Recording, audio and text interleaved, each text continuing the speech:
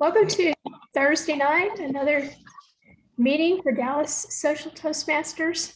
And my name is Karen Lee. I'm going to go ahead and share the current agenda. If you go to DallasSocialToastmasters.com and click on current agenda.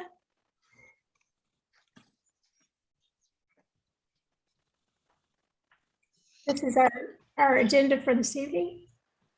I'll also remind speakers to be sure to pin their timer and be sure to stay on mute if you're not speaking. And I'll go ahead and introduce our Toastmaster for tonight is Mr. Mark Sims. Thank you, Karen. And welcome again to Thursday night, Dallas Social Toastmasters. And the theme tonight is the future of movies. And what got me thinking about this is I had been looking forward for months to seeing the latest James Bond movie, but I kind of picked my moment because I wasn't brave or hardy enough to go the first couple of weeks when I assumed that it would be really crowded and the theaters really jammed. But I gave it until a few weeks after it had been out, went out to see it on Monday night, October 25th.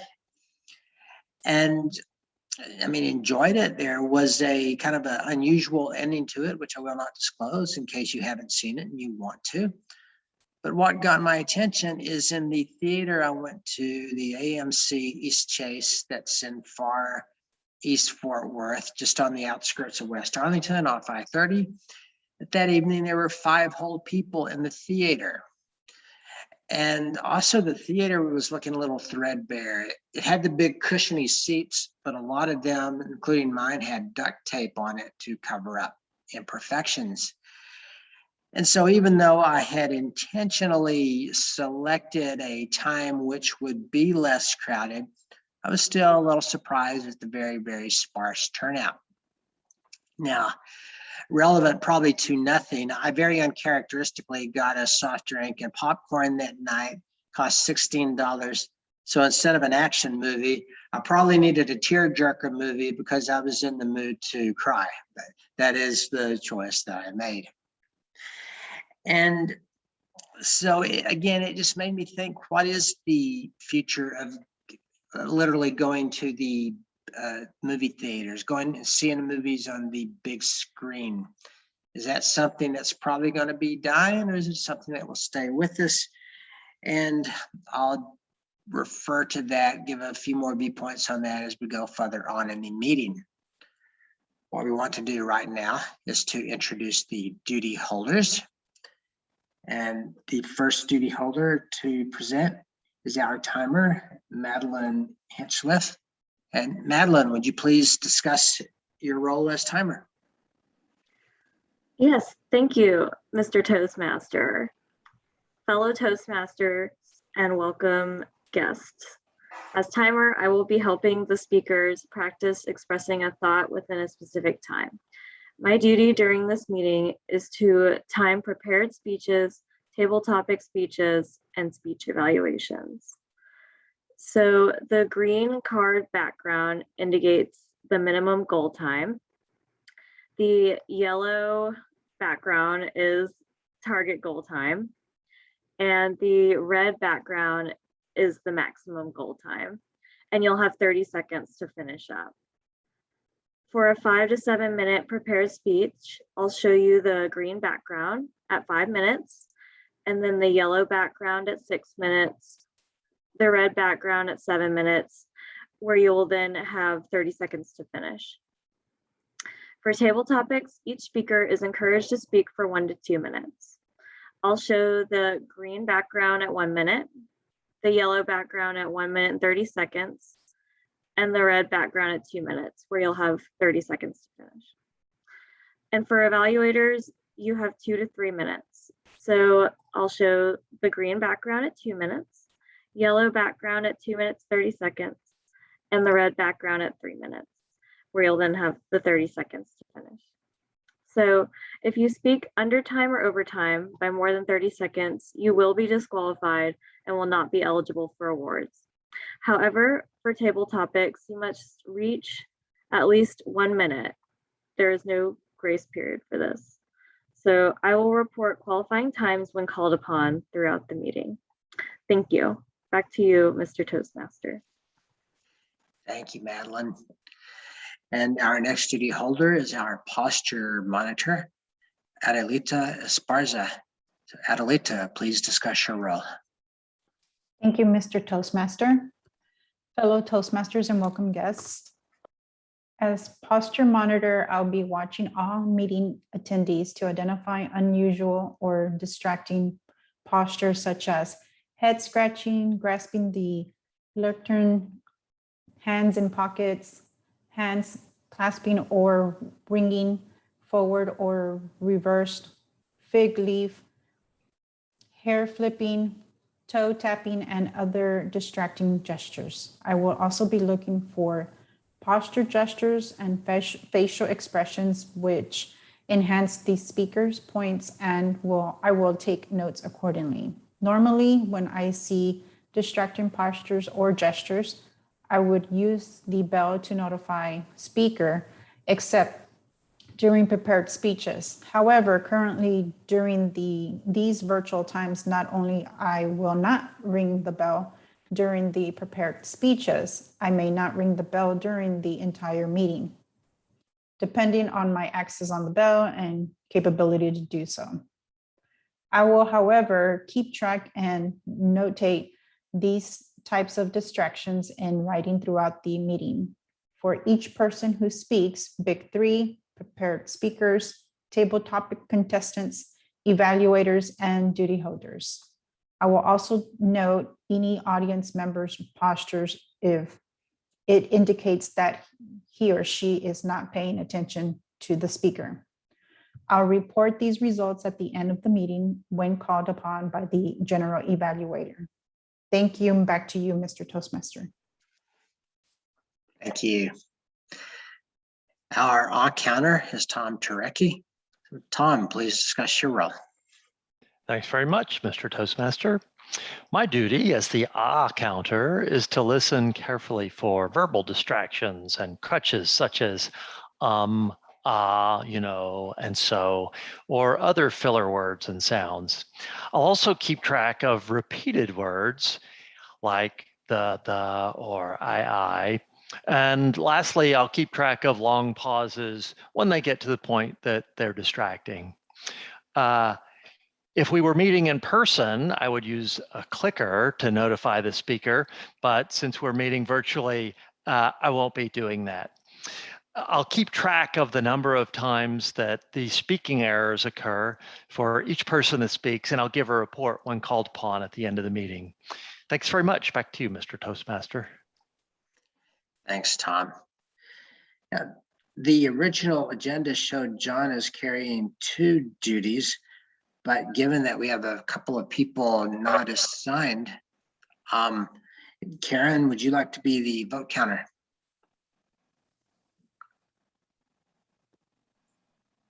Yes, I can be the vote counter.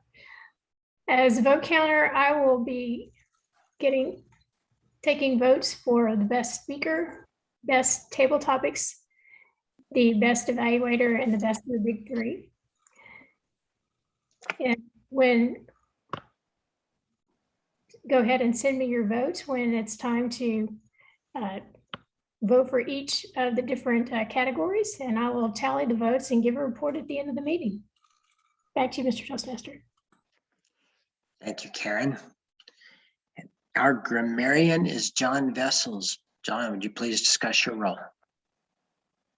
Okay, good evening, everybody. Tonight I am the grammarian, and the grammarian's job is twofold. One is to introduce the word of the day, which must be used during table topics to qualify for a ribbon. And the word of the day is, oh crap, not crap, is ad lib. It's a verb. It means to improvise or to deliver spontaneously. Ad lib.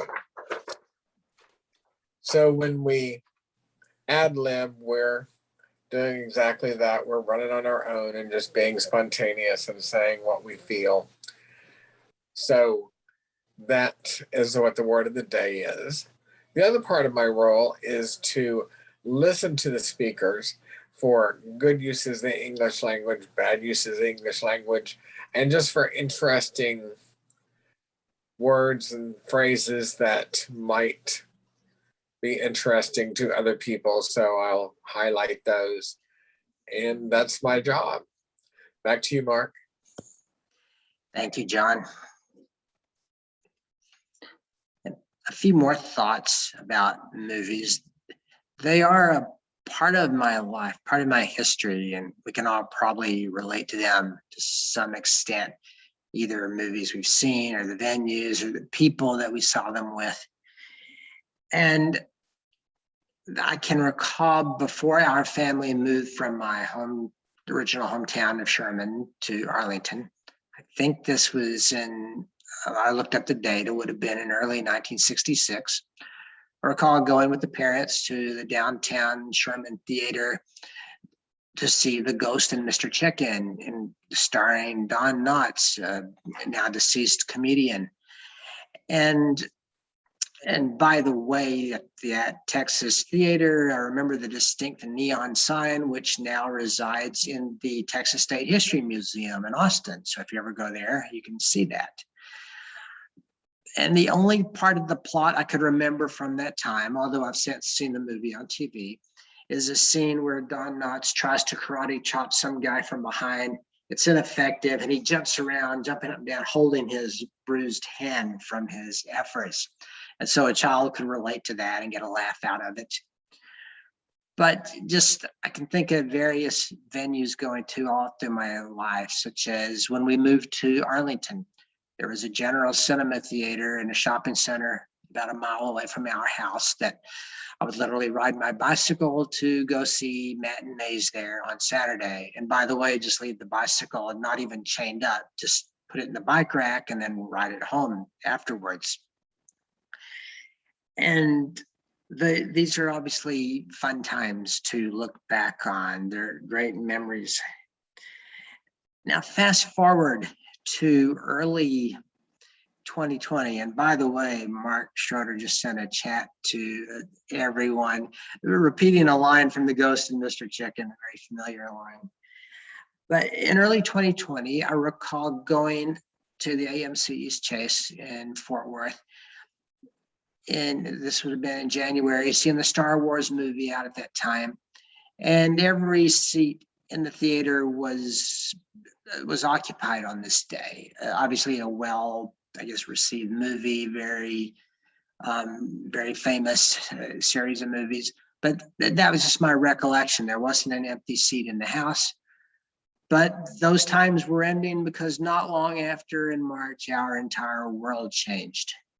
And then even after the initial lockdown, shutdown of all movie theaters ended, when people started venturing out to them, a lot of times there were either empty or almost empty theaters. And so it's been slow going. And I know it's been financially draining on the large theater chains themselves, such as AMC or Cinemark. And so that makes me wonder how the experience is going to change. Now, or whether the movie theaters as we know them will go away. And maybe one answer is a reality check that I recall as far back as the 80s, when we had the option of people renting movies, let's say from Blockbuster, watching them on their VCRs, asking someone their opinion on that subject, and them very wisely saying, no, that's probably not going to happen because people will still want that big screen experience. But there are a myriad of options now. There's obviously Netflix. I'm still on the, I think, dinosaur plan where I get a couple of movies a month in the mail in the envelopes. After I retire, and I have more time, I'll probably get their full streaming option. And then obviously some movies are going more quickly are becoming available for streaming much more quickly. And in fact, the James Bond movie that I referenced, at one time I heard some buzz that it might actually bypass theaters and go directly to streaming because it had been delayed so long in being released to the public. They obviously didn't choose that route. but there's a lot more significant competition these days, and people can watch movies from the comfort of home and a big screen TV there. So what's the deal? What's the reality? What comes next? And I will address that more in a few minutes. At this point, what we will do is move to the prepared speech part of the evening. We have one prepared speaker, Lee King. He's going to be evaluated by Justin. So Justin, please discuss Lee's objectives. Yes, thank you, Toastmasters. Let me not ad-lib and read off the evaluation form. The purpose of the speech. The purpose of this project is for the member to understand the types of persuasive speeches and delivery a persuasive speech at a club meeting. So Lee King, Bats, I will send it back to Mark Sims. Thank you. And I'm sorry, would you repeat the speech title, please? Bats. Pets, okay. No, Bats. It's B-A-T-S. Okay, Bats. Okay. So please help me welcome Lee King, speaking on Bats. Bats by Lee King.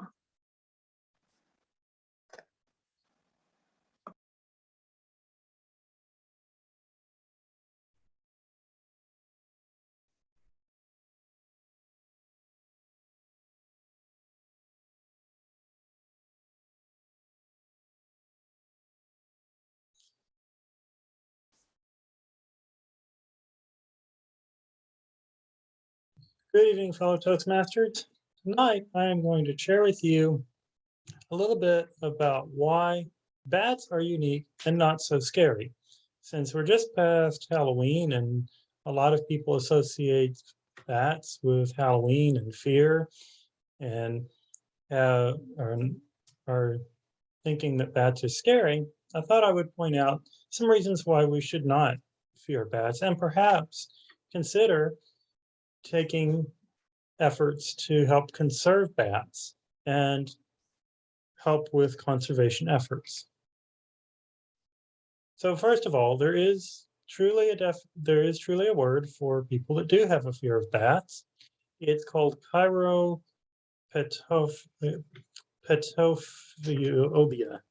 A little hard to pronounce, but there is technically a real term for people that fear bats. On the right, there are thousands of bats flying out of a cave.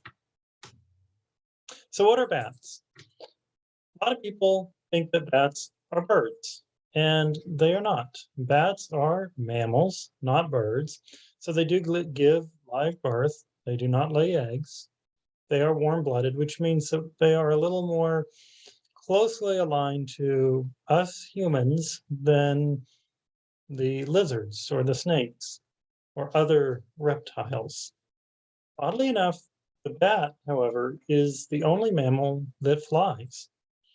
Birds are not mammals. Birds are reptiles. So, unlike a lot of myths, bats are not reptiles. They're not related to birds, and they certainly are not birds. They are in their own little category. Now, there are many different types of bats. Unlike some people might think there are only a few different types out there, odds are they've only heard of the vampire bat and a few others that might look a little more scary, but believe it or not, there's roughly 1,400 different species of bats worldwide, and they can be found just about anywhere on any part of the earth. The only place that they really are not found are in the polar regions, so the Arctic, the Antarctica, and then some really dry, hot places, because bats have to have access to lots of insects. They also have to be in fairly temperate climates. Therefore, you will not see them in Death Valley.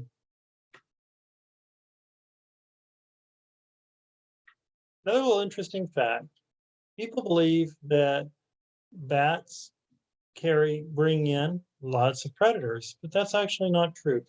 Bats have very few natural predators, but they often will fall sick from a condition known as white nose syndrome, which kills about 90% of bats. And there's a picture of a bat that actually has that white nose syndrome there on the right. The only real predators that bats actually have are owls, hawks, and some rattlesnakes if they fall to the ground. However, considering that they fly and spend most of their time in caves or dark places, they probably don't come across that many rattlesnakes, but they can fall prey to rattlesnakes as well. Now, bats provide a lot of good uses for us as humans, believe it or not. So rather than them sucking the blood out of us, they actually provide us with quite a bit of goods, because bats are a major pollinator for bananas, avocados, mangoes, and then other plants that we use for medicine. Some bats do come with venom. These are usually found in South America, and this venom is what they use for their prey. What they have found is that the venom actually thins blood. So some bat venom has actually been used for preventing strokes, high blood pressure, and other medical conditions. So bats are also used for different forms of medicine as well.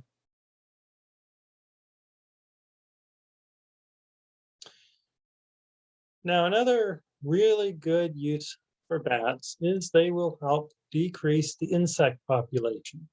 The average bat can eat up to at least 1,000 mosquitoes and other insects in one night's flight, some a little bit more. They also have remarkable longevity. Some people think that bats don't live very long. Some species will actually live up to 40 years. And bats are not dirty. They're like cats. They spend a great deal of their time cleaning themselves.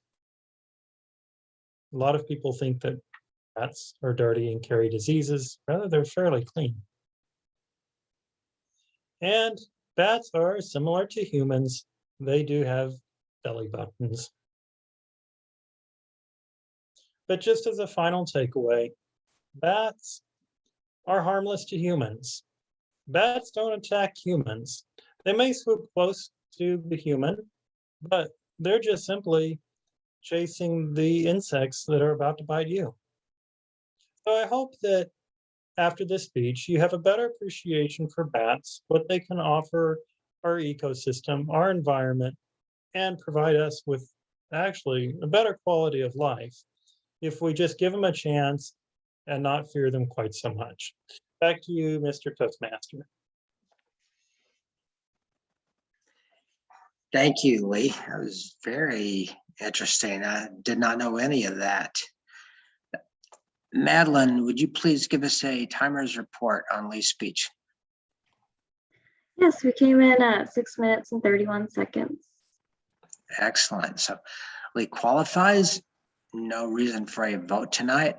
But if you have any encouragement, any feedback you want to send Lee, please feel free to do that by private chat. And the next part of our meeting will be on table topics. Before we get into that, I'll just briefly wind up on the theme for tonight. And I did a little bit of Googling to see just find different articles on the internet about the future of movies. And some of the concerns I brought up, well, the theaters may go away. That's been raised in past years. I just found a few articles in the 2015, 2016 time range with the same concern. And they obviously would not have had the perspective of a pandemic, but they noted some of the things we're familiar with, such as high ticket prices, high concession prices that I had testified to, incredibly long previews. And again, the AMC East Chase I referenced is almost 30 minutes of previews. So a lot of times people come late to the stated movie time because they don't want to sit through all of that.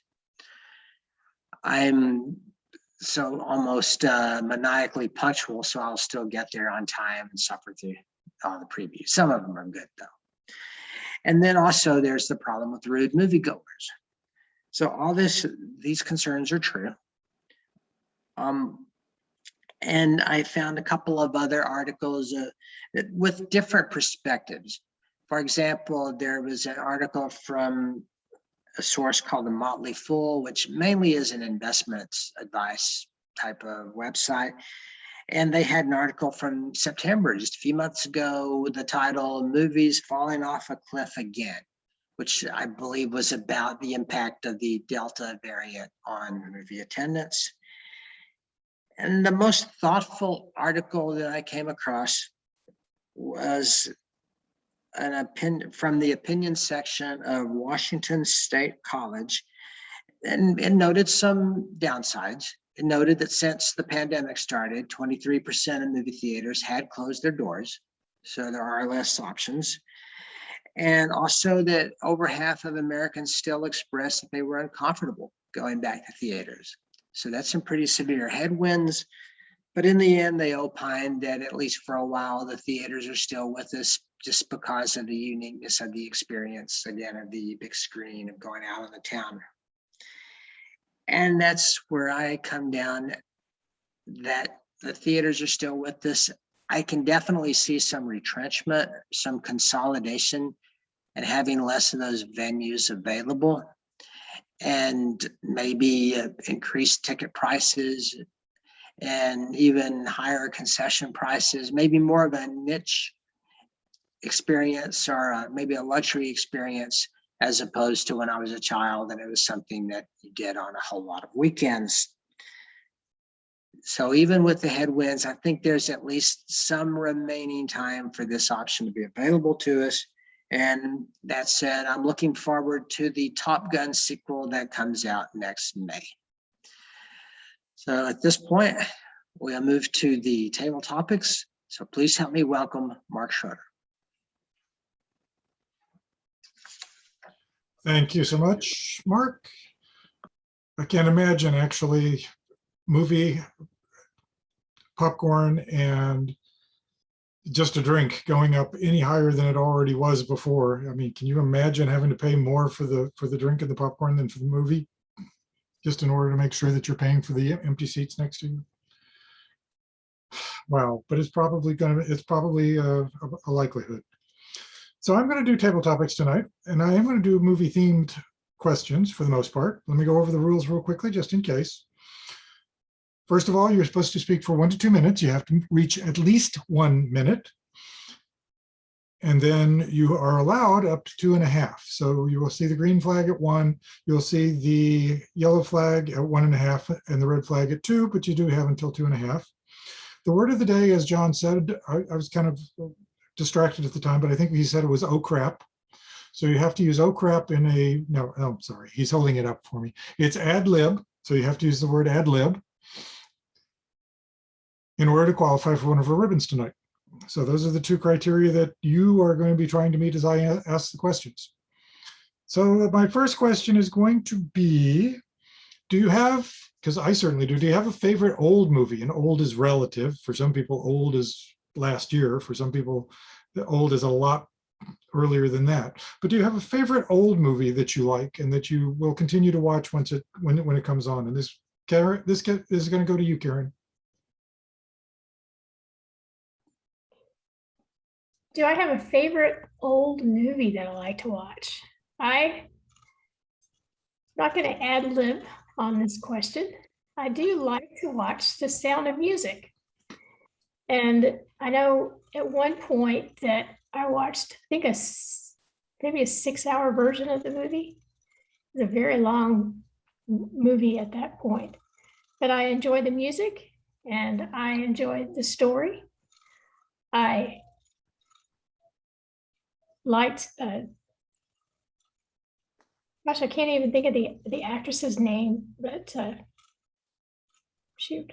Anyway, I can see her face, but I can't think of her name. But I greatly enjoyed listening to the sound of music on a very old movie. Back to you, Mark. Thank you, Karen. I think I've probably seen a horror version of that movie called The Hills Are Alive, but we won't go there. That was scary, really scary movie. All right, second question. Do you have, regardless of whether this is for at home or out in a theater, do you have a favorite movie food? Is there a food that to you means it's time for a movie? And this question is going to go to John Vessels. I'm applauding myself. Let me just ad lib some here. My favorite movie food is the popcorn. That's the only reason I go to the theater. I mean, I can see most movies. I can stream them at home. I have a 50-inch television set that's plenty big. And I don't really have to sit quietly for 2.5, 3 hours, depending on, they like to make longer movies now than we used to. But the movie popcorn is special. I buy the big thing of popcorn and I go to the greasing station and I just load that puppy up with butter, shake it up, load it with some more butter. It is the awfulest thing, but since I don't go to the theater very often, I feel like it's justified. On rare occasions when I was younger, I used to get like a bag of candy. M&Ms are always good if you just throw them into the popcorn and then you get your sweet and sour kind of mix. But for the most part, it's the popcorn. And of course, a Coke Zero now, because you can get zeros at the movie theater. So popcorn, that's what makes the movie. Back to you, Mark. Thank you, John. I have to admit, I'm pretty much popcorn myself, with the exception that I will not do that golden flavoring. If it were real butter, I would be all over it, and it would be all over me too. But I guess I can't do that. My wife's, on the other hand, her favorite has got to be the box of Thin Mints. Got to have the box of Thin Mints, which we otherwise don't have in the house most of the time. All right, next question. Tell me what you think is either the worst movie of all time, or at least the worst movie that you have had to sit through. And this question is going to go to Tom.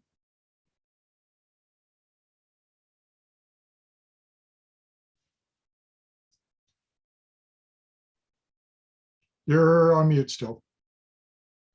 There you go. Found it. Sorry about that. The corner of my window was buried by another one. So I love the opportunity to answer the tabletops questions, because this is one of the reasons I joined Toastmasters, the opportunity to ad lib, to improvise, to think on my feet, because this is a thing that I really felt like I needed practice on, that had gotten rusty and I wasn't very good at. So the worst movie that I've had to sit through, wow, I'm probably gonna offend some people here with my choice. And I should probably preface it by saying, we don't go to the movie theaters a lot, so there are not many things that I can pick from. But I remember going to see the 2017 release of Wonder Woman with my daughter, and about midway through it, she's running through a battlefield, having bullets bounce off her shield and jumping and flipping and stuff, and just going, oh, this is not my kind of movie. This is really dumb. And I realized there are probably out there among you some huge fans of Wonder Woman, and I apologize if I've offended you. And I have to say, it's probably less about that movie in particular, but in general, I'm just not a huge fan of the genre of adventure movies or action films, or as my old office mate Randy's girlfriend used to call them, kicking movies. So that I would have to say, in general, any of the kicking movies would be one of my non-favorites, and in particular, the first Wonder Woman. Back to you, Mark. Hey, thank you so much, Tom. Oh, worst movie of all time. Jury Duty, Pauly Shore. Enough said. All right, so next question. Has there ever been a movie series that you have followed? And if so, what was it and why? For me, it was Resident Evil, but could be Bond films, could be Lord of the Rings, Star Wars, anything that had a series to it of, let's say, more than 2 or 3. And this question is going to go to Adelita.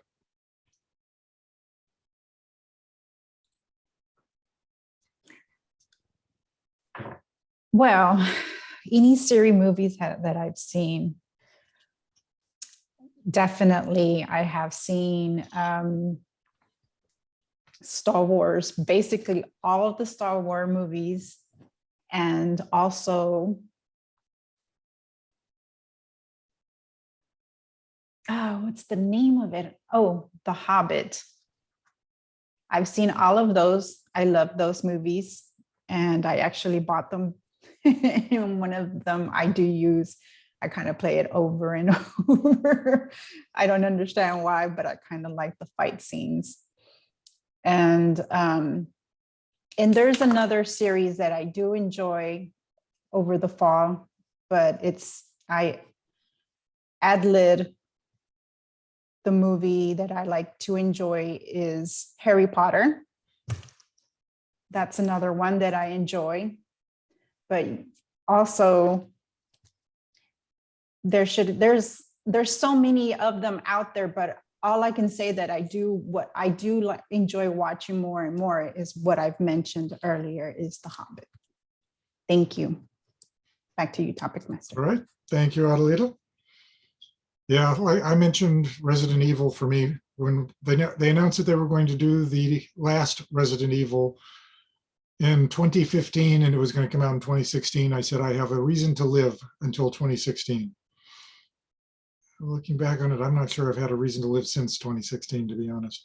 Although they are doing a reboot, but they're not doing the reboot with Mila Jovovich, so it's not going to be the same. We'll have to see what the reboot looks like. All right, I'm going to do one more question. That question is going to be, tell me the plot of one of your favorite movies. And this question is going to go to you, Madeline, and I'm ready and set to time you.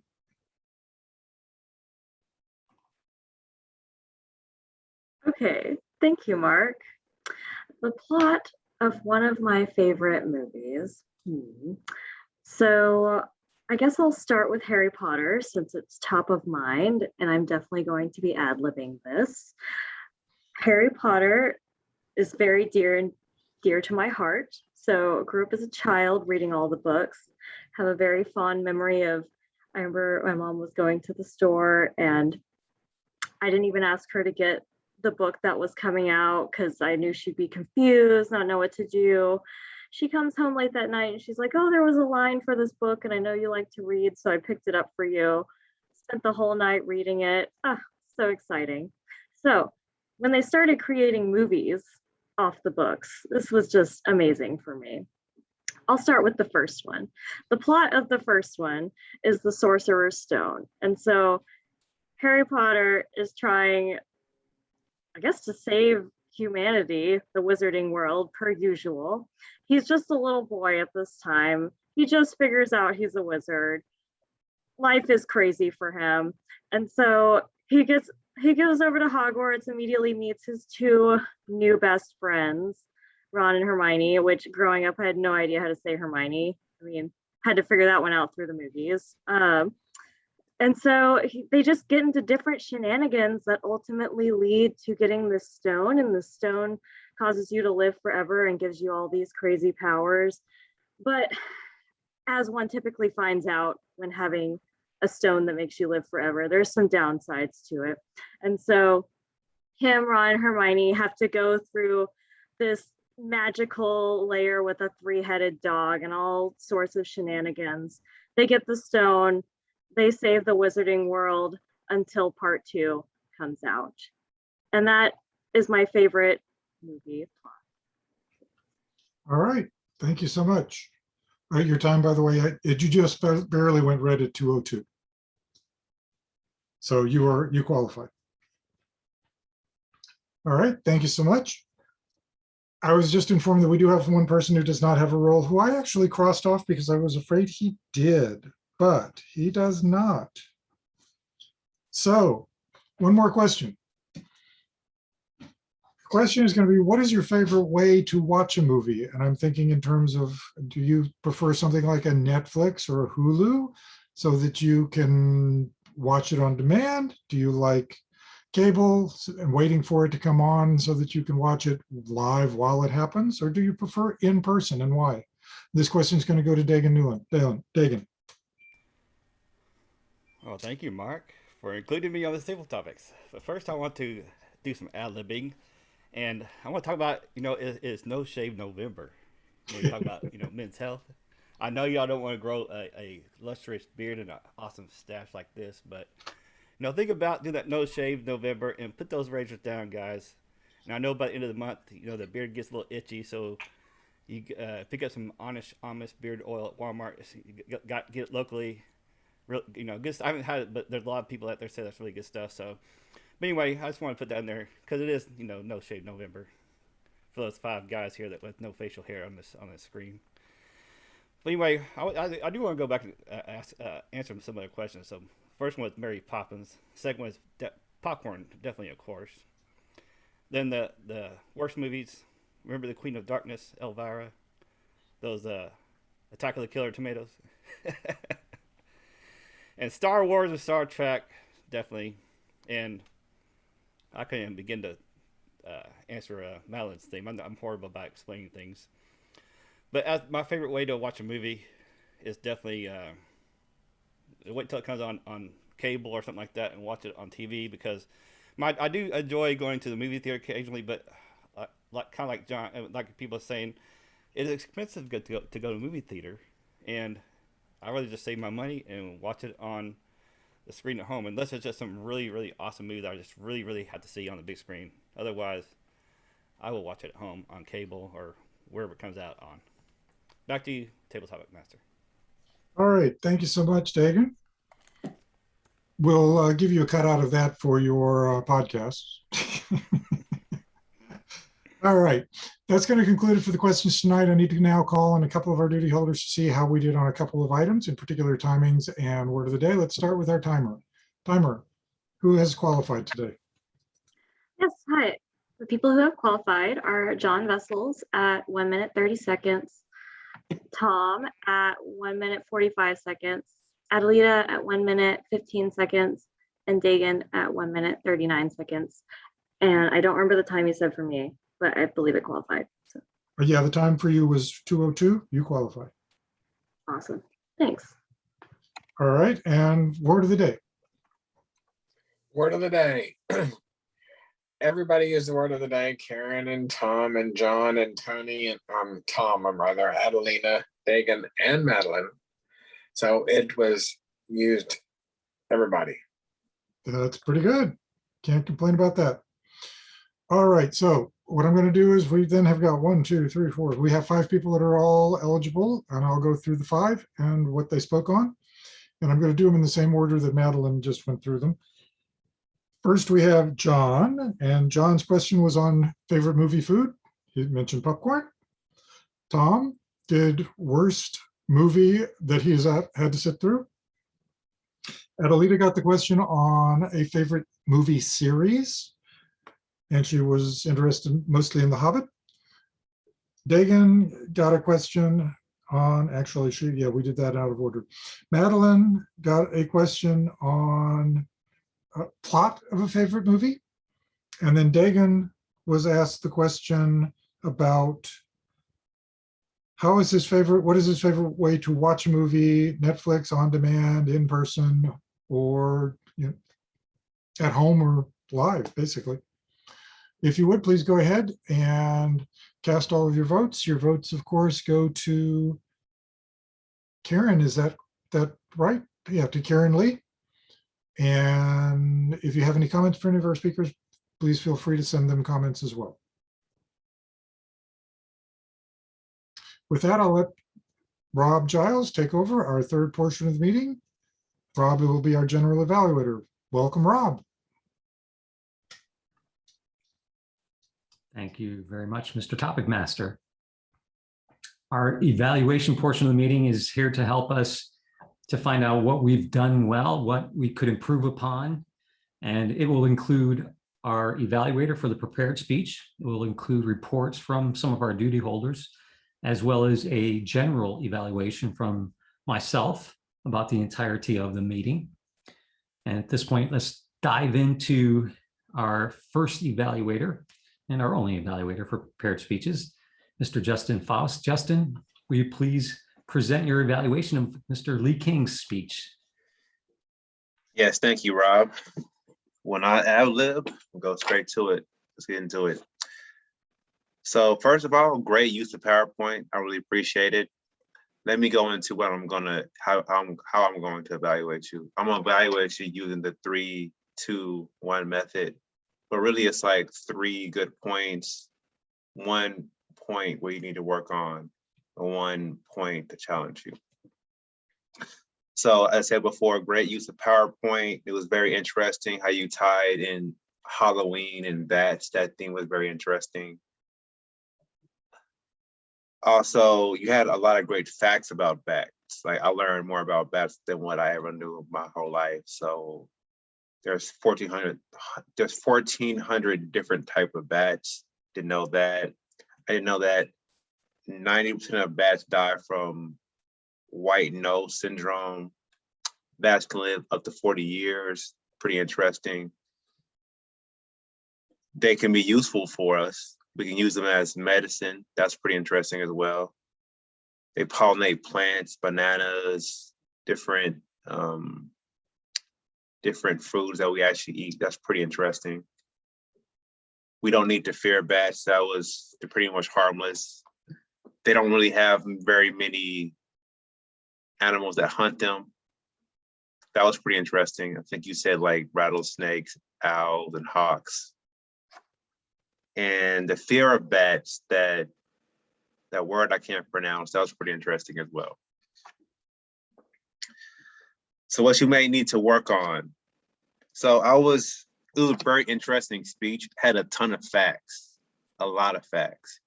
But during this speech, I kept thinking to myself, what's the main topic of it? Like, what's the main point? And that's what I would challenge you on having a more clear understanding of what the speech was about, the actual topic. Because if the speech was about bats being awesome or being great, that would fit perfectly into your whole speech. But yours was about not being afraid of bats, I believe. So that was kind of one thing you can improve upon. And same thing, challenge you. I would challenge you to include, you had great facts throughout the speech, but focus on having a stronger introduction and main point of the topic. That's all for me. Thank you. Thank you very much, Justin. At this point, I would like to ask our timer, Madam Timer, did Justin qualify on time? Justin did. He came in at 2 minutes and 42 seconds. Excellent. Perfect. Okay, if you have any comments for Justin's evaluation, please go ahead and shoot him a chat message. At this point, I'm going to move into the duty holders reports, and our duty holders for the evening. I think we have 3 duty holder reports that we're going to go to. First one I'm going to ask is our counter, and our counter for the evening is Mr. Tom Tariki. Tom, would you please tell us what you heard tonight? Thanks very much, Rob.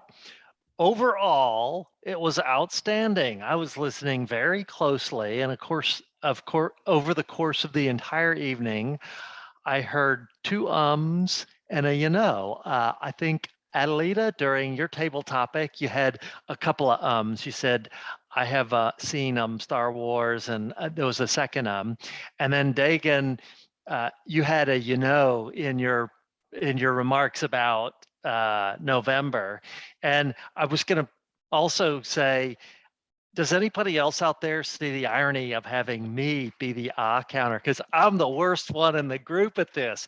I counted at least 2 or ahs on myself during the table topics, but they don't count since I'm the counter. So back to you, Rob. And next time I'm grammarian, the word of the day is going to be I love it. I love it. Thanks so much, Tom. I appreciate that.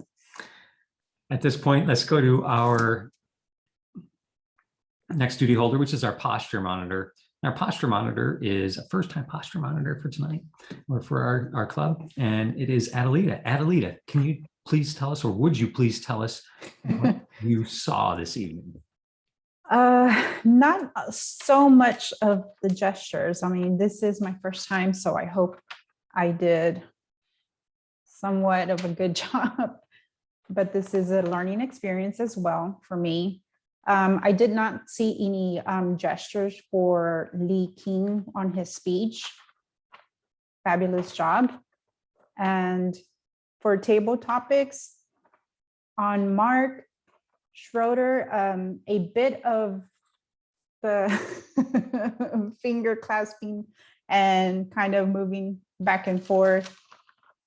Karen, looking down, and maybe it's because you were probably trying to think of the name of the person, Julia Andrews, I think, or Andre, something like that.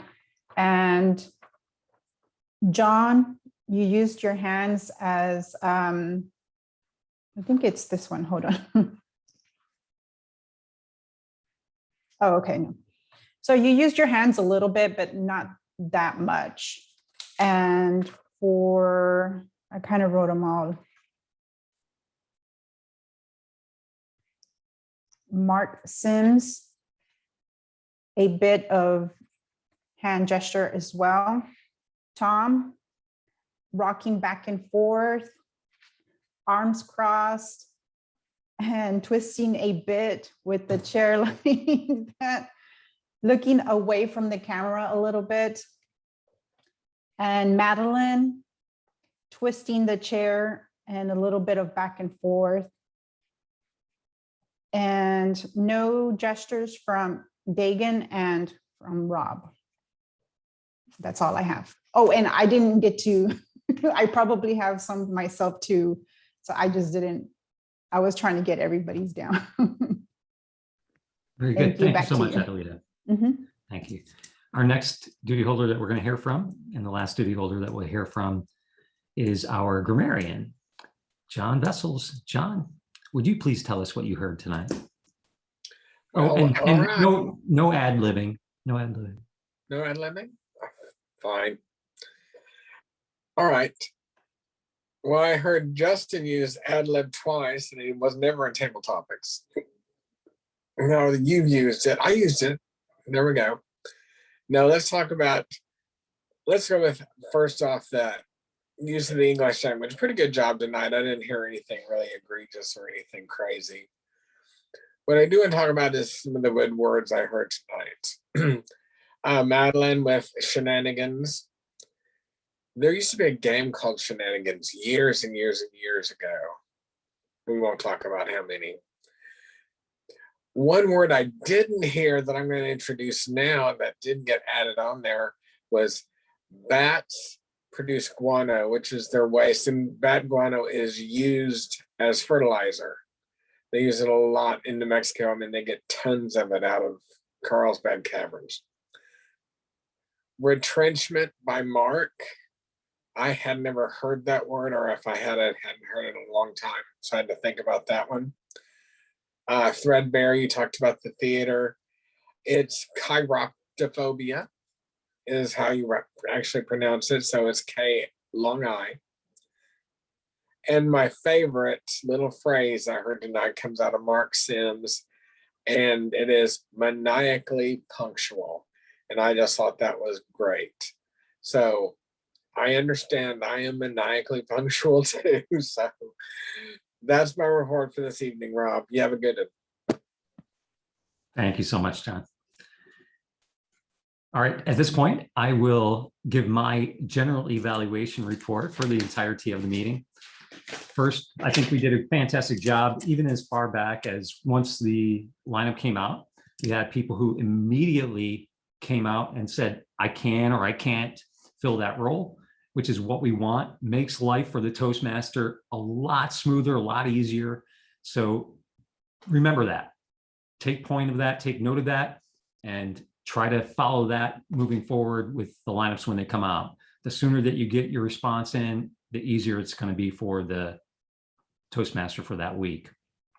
So great job with that early on. Good work.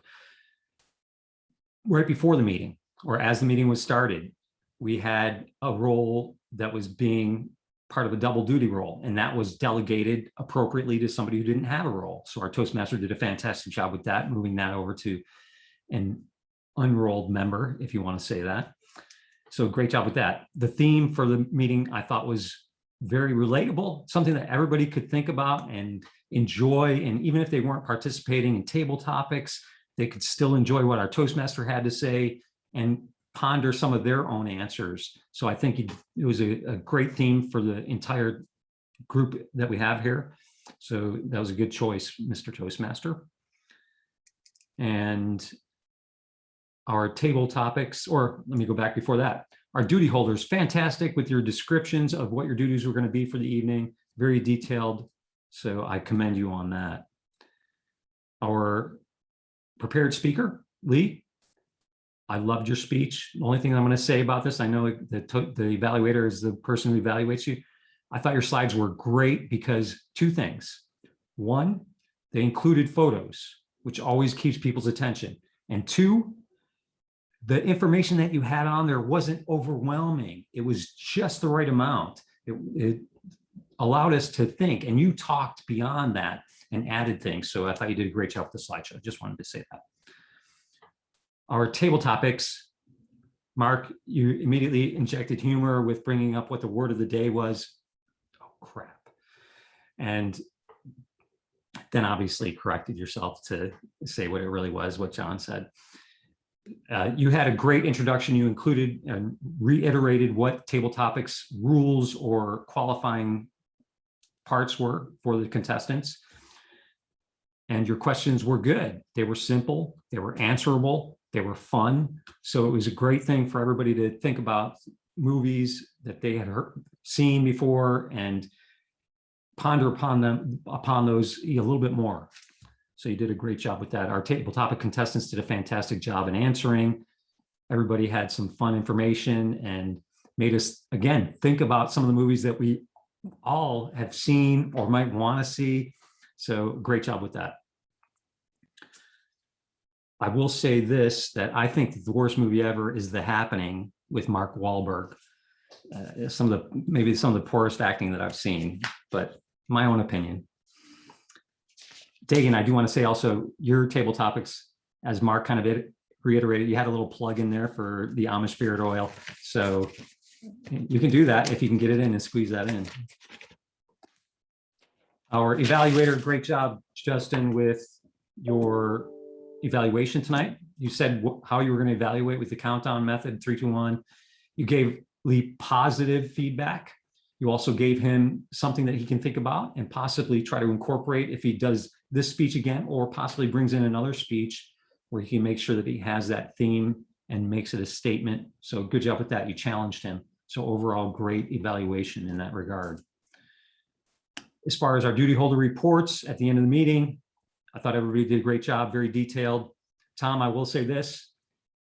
If you're stating that I'm myself, that means that you're already in that mode. Eventually you will get to the point where you will be sick of hearing yourself say and all of those things, and you'll get rid of it.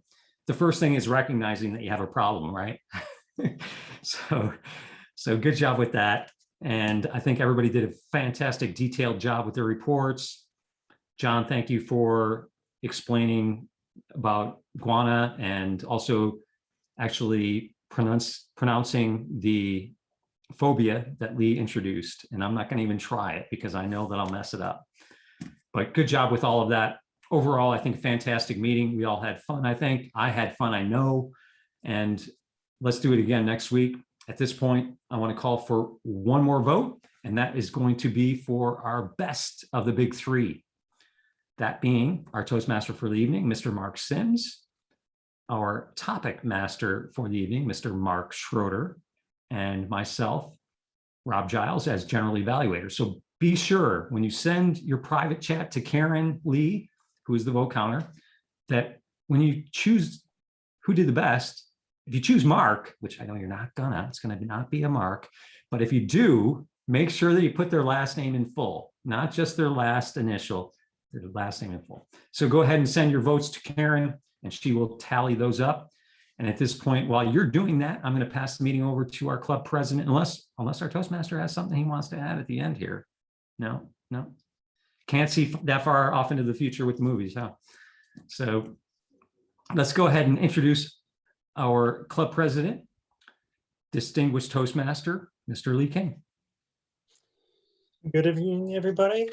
Fairly short business meeting for this evening. Not a lot going on, obviously, kind of wrapping up the year.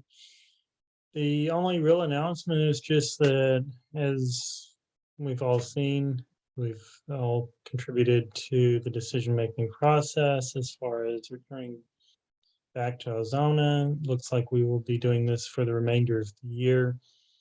I know that they had the garage room booked for tonight.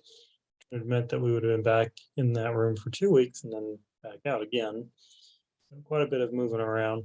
We will shoot for returning in January, that first week of January, returning to in-person meetings.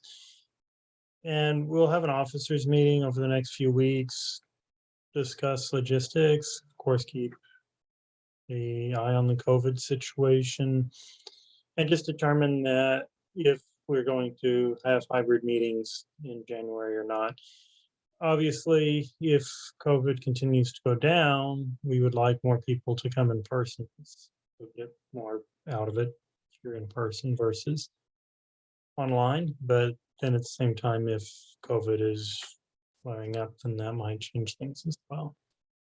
But that's really the only thing that I have. We have no new members we have to vote in or anything like that. So with that, let's go ahead and hear from our timers or our vote counters report. The counter report tonight was that we had our speaker, Lee King, and in the uncontested races, and our evaluator, Justin Faust. And in our contested races, our table topics contestant that accrued the most votes was Madeline. And for the best of the big three, that was Mark Schroeder. Back to you, Lee. All right, this meeting is adjourned. All right, I will stop the meeting recording in 3, 2,